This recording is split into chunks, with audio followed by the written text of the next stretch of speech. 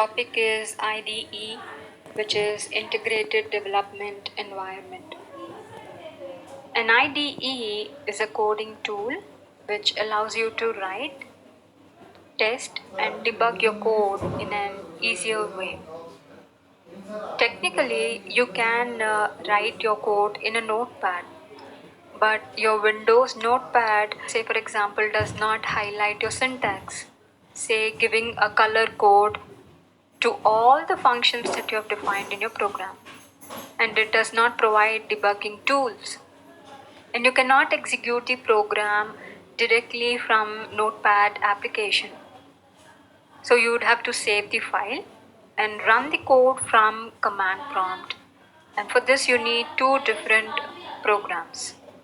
Next we have the IDLE, which is the Integrated Development and Learning Environment provided with Python.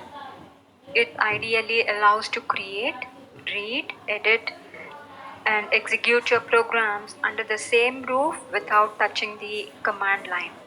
Using the IDLE is not a requirement for using Python.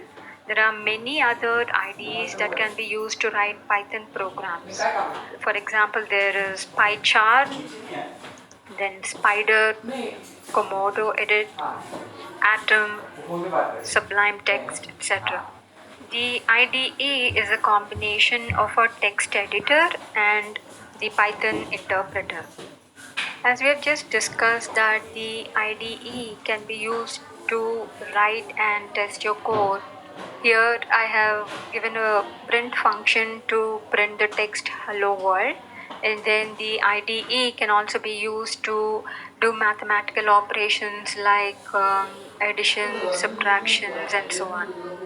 And in order to execute these statements, we need an interpreter.